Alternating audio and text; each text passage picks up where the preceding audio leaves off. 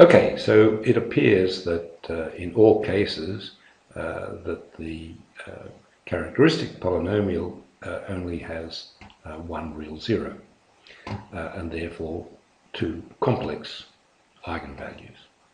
And the stability of the complex eigenvalues will be determined by the sign of their real parts. If the real part is negative, then the sum of the zeros will lie to the left of the real zero. In other words, over here. And we can see that the characteristic polynomial is negative here. On the other hand, if the real part is positive, the sum of the zeros will lie over here somewhere, and the characteristic polynomial will be positive. So this gives us an algorithm for determining the sign of the real part by evaluating the characteristic polynomial at the sum of its zeros. And we can do this using this. So the sum of the zeros of a cubic polynomial is the negative of the coefficient of the quadratic term divided by the coefficient of the cubic term. So we can calculate that here. And it looks fairly simple, and we can see that it depends on rho. And you can see that the coefficient of rho will be positive provided beta is positive and sigma is greater than 1 plus beta. We can check that by differentiating this equation with respect to rho, and we can see that that is indeed the case.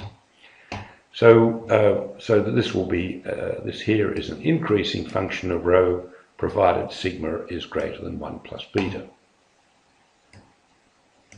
Thus the value of the characteristic polynomial at the sum of its zeros, and hence the real part of the complex zeros, will become positive for a value of rho which can be found using this.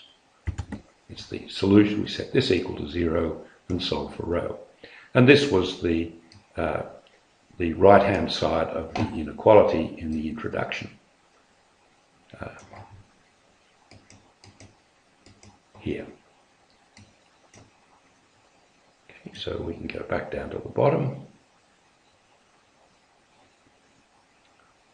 And we can find the numerical value of this for, there's a little mistake here, for rho given by that, it's 24.74 about, okay, which is less than the value that's simulated. Okay, so we now want to go on and simulate some of these situations just to check that our mathematics has led us to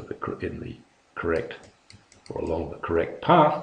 So this is a little piece of mathematical code which will simulate and visualize the strange attractor for the values of the parameters that we can set here.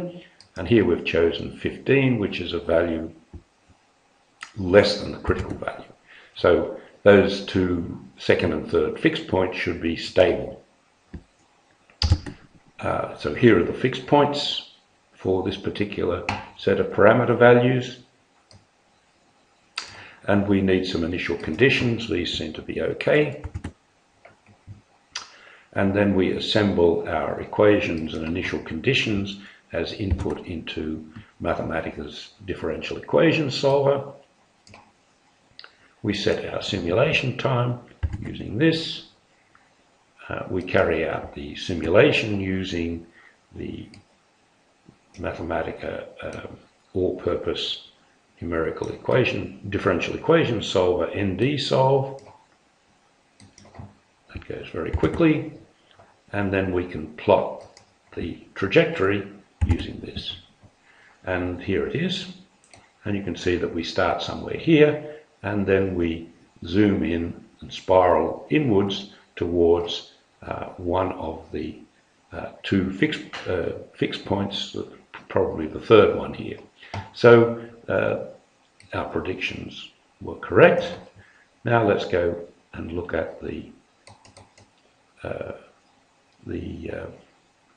second scenario, and that's when we simulate the system for the canonical values. So that gets changed.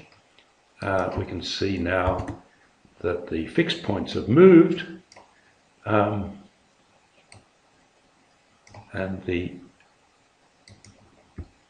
we can assemble the new set of equations using this and simulate them using this, and plot them using this. And this is the figure we got before. So finally there's the animation. I won't do that again. What we do is we simulate a large number of points on the trajectory, 500,000, and then we animate a little red blob at these points. So I think that's about all. So that's the theory of the Lorenz attractor, and an attempt to explain why it does what it does for the various values of the parameters. Thank you.